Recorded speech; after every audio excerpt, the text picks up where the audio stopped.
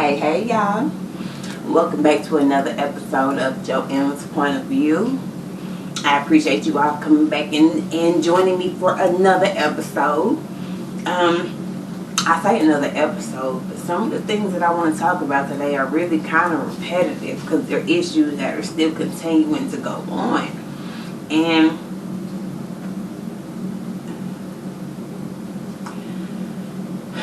man, well, first of all, let's talk about the obvious division in all the branches of my family.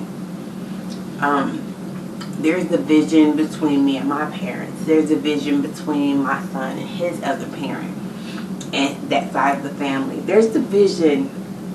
It's so much in it right now with COVID-19 and the different variations and the different metamorphoses it's making, and all these new symptoms and all these new warnings and all these new scares when it comes to COVID-19. This is really a time where you would want to be close to your family. You know what I mean? Like, you would want to be able to call on them and say, hey, how you doing? Like, everybody okay?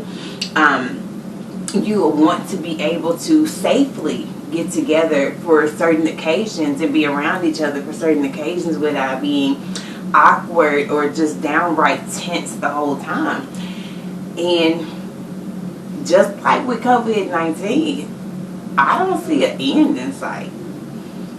I don't. Because I believe that what people are looking for from me is an apology.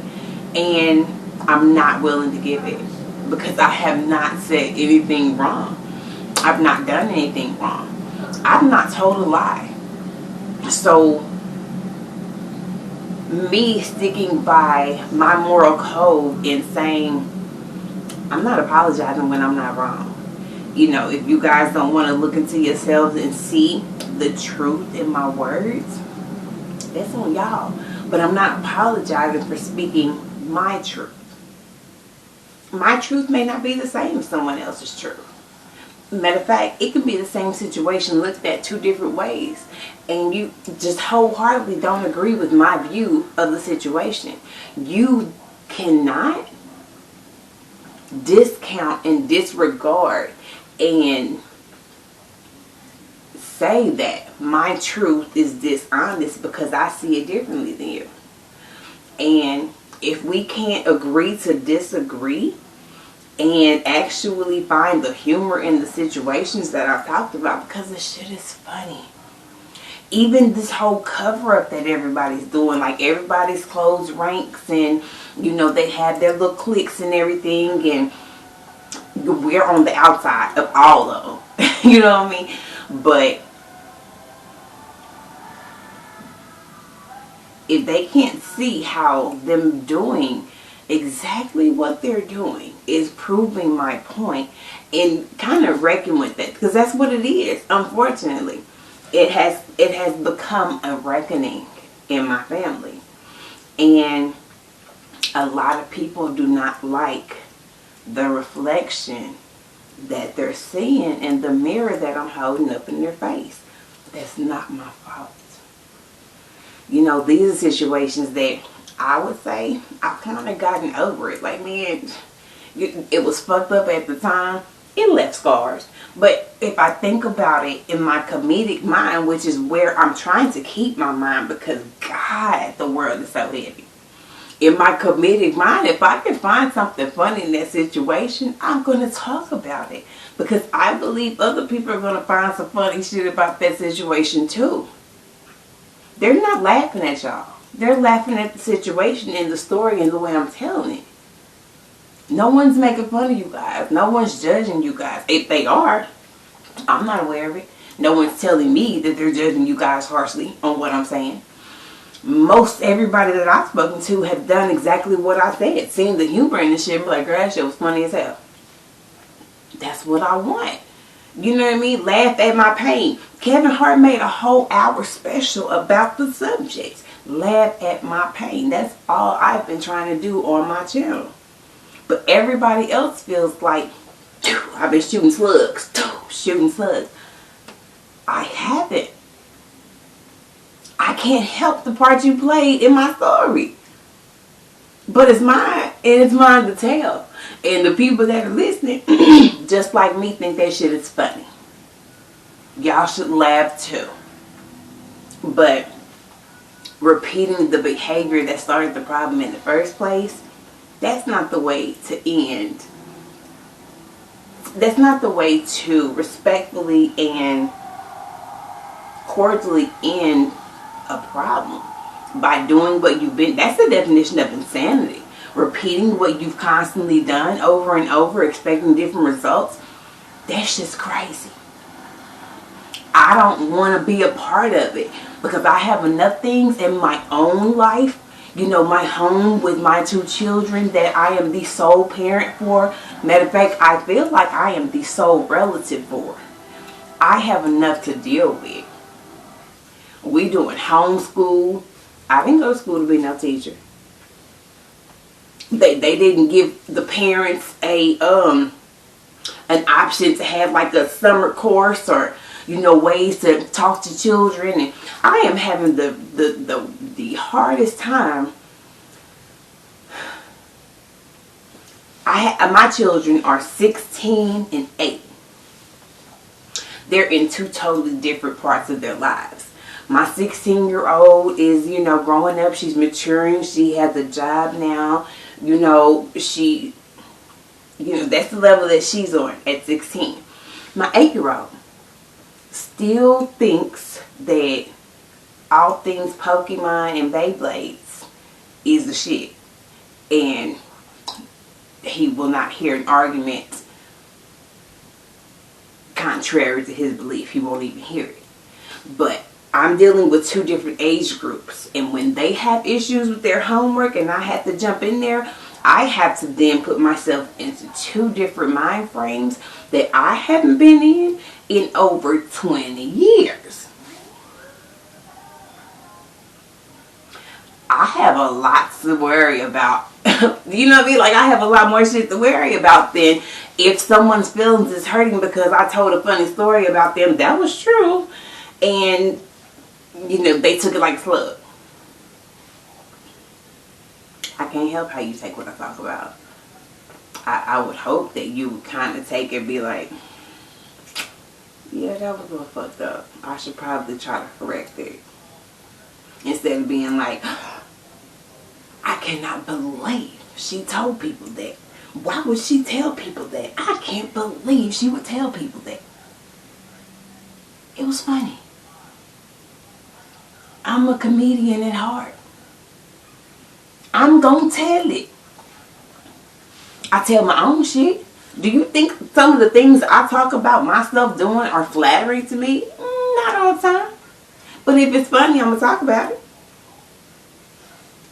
It is what it is. It's in the hopes of someone else who's not having a good day coming across it and seeing it and being like, this bitch is hilarious. Like, I can totally relate to what she's talking about, and that's just funny. That's what I do it for. If y'all still don't like it, we've been an island of 3 anyway. I've been one of one my whole life, 36 years. I can take it. But don't whisper amongst yourselves or whisper, or tell people that I am, good with, or that I do still speak with. Oh, I miss her. I wish I could have seen. No, you don't. No, you don't. Because if you wanted to see me, if you missed me, if you wanted to talk to me, you would have found a way to make that happen. My dad told me he never wanted me to call his phone again. And then in my sister's wedding was like, oh, I was hoping I would get to see her today. For what? So you could tell me you never want to see me again? I'm cool. I'm going to stay at the house. I'm going to be not seen. And then she's trying to keep herself. She's trying to alienate herself from the family. Really? No. I just know that 1 + 1 = 2. If there's a problem and it's me, and I take myself away from it, no more problems. That's what I'm saying. I am saying that it could be me. I could be the problem. I could be what's wrong in the relationship. I'm not saying it couldn't be me. What I'm saying is, I'm going to talk about this shit and I'm going to laugh about it. And you're going to have to deal with it. Because even if it is me, and it's some shit that I'm doing, I find humor in some of the shit that I do. I will talk about it. Anyway, moving right along. Man. Y'all know time is the most precious commodity that any of us have on this earth. Because we have a limited amount of it. You know what I mean? Like, the moment that you're born, there is an hourglass that starts the moment that you're born.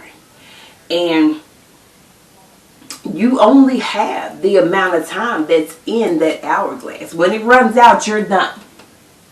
Right? So, I protect my time and I protect my energy.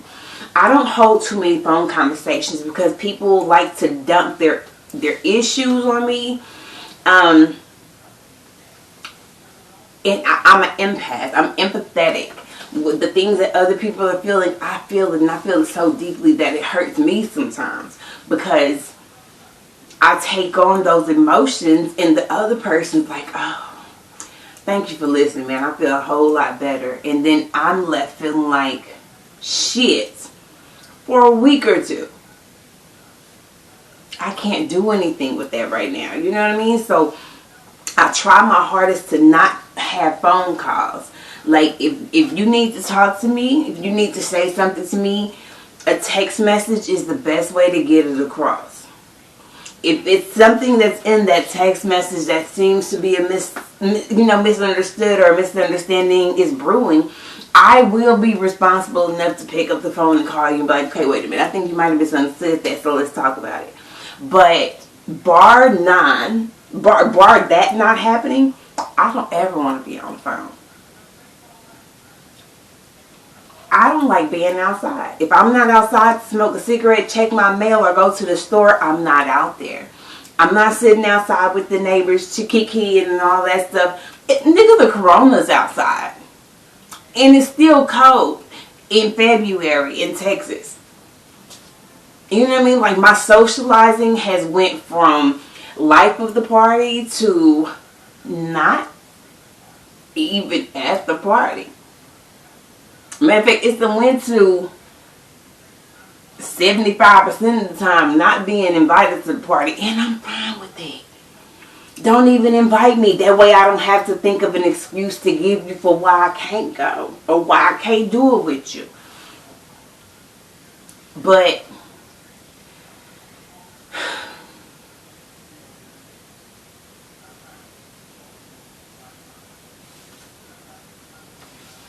okay, take this for instance. Because this is something that's really been pissing me off here lately. If I make a phone call to your establishment and I order something from you, and I order it for delivery, and you confirm that you have received my order, I expect for the delivery to be in a timely fashion. And I'm a nice person, and I'm a responsible person. So I don't wait until like 8 o'clock to put in no order and expect somebody to be here in 30 minutes or less. That's ridiculous. That's probably when everybody's ordered. I don't do that.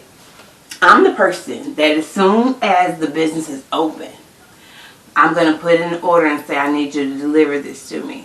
And as a customer who gives you my money repeatedly, I expect for you to maintain some professionalism and get it to me in a timely fashion. Most businesses open at 10:30, 11 o'clock. So if I put in an order to you at 11, by 7 o'clock that night, I should not still be hitting you up like, you on your way or what? It's ridiculous, y'all. And then get an attitude when you cancel your order. Like, you know what? I've been waiting forever. So you gonna keep that. I've already eaten. I've already ordered something else. I've already eaten. So you go ahead and keep that.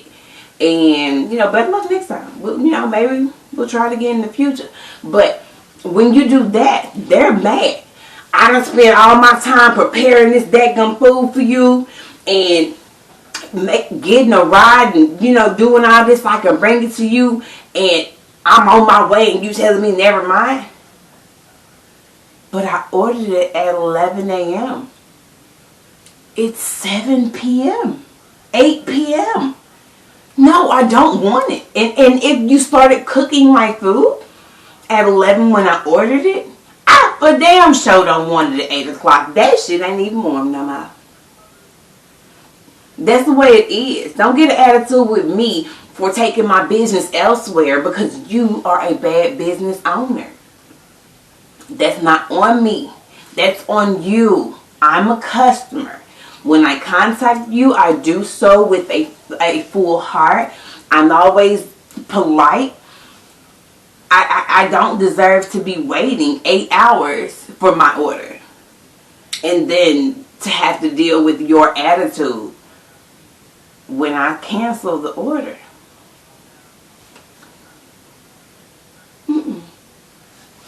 Moving right on. So, I've talked a lot about being one-on-one. I feel like since birth, I've been on this island by myself. And when I look at my family and the situations that I see a lot of them in, I'm like, I'm cool with being one-on-one. I'm alright by myself. I'm cool with being one-on-one. But that's because I have been conditioned from birth to be one-of-one. But I see my son, and he's also experiencing that. And it seems like it's a lot harder on him. And, I've talked to a lot of different family members, ones that, that say they care. Oh, we love him, we care, we want nothing but the best. People that claim to be well-wishers. I've talked to a lot of them about it, and everybody's had, thoughts on the subject, and everybody's had suggestions and things that I could do, things that they could do to make it easier, to make it lighter. Because he's such a good child. But nobody has ever followed through. Like, nobody does. Everybody says things like, oh, we'll come get him for the weekend, or it doesn't happen. And listen, I know things happen and things come up. I'm not saying that. Please believe I'm not. But I'm just saying that if it's always coming up, if it's always happening, imagine the child, how they feel. Yeah. And making false promises. Like, I'm going to call you twice a week, and I'm gonna send you some money for your birthday and for Christmas and everything, because I didn't get to. My son was supposed to get some money for Christmas from his granny. Today is February the 7th. He still has not gotten shit but an excuse. In those twice a day phone calls, which I thought was ridiculous. Because listen, I'm not calling nobody twice a day unless they owe me some money. But you couldn't even maintain the calling once a week. Like, you forgot that fast that you haven't even managed to be able to call him once a week.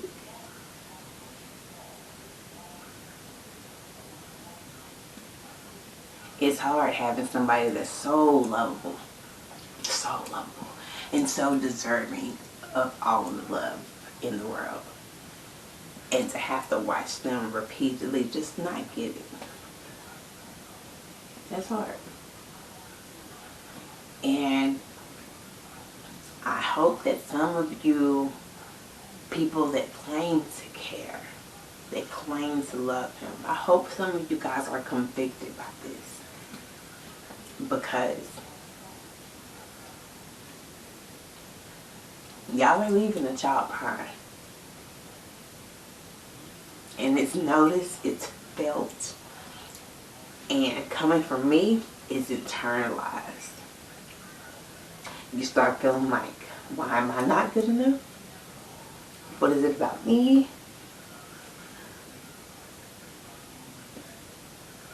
And let me say this. Everybody thinks that I'm such the problem, such a problem, such a problem. You should not want to see anyone following in my footsteps or going by, you know what I'm saying? If I'm such a problem for everybody, you should not want to see someone that you claim to love following in my footsteps.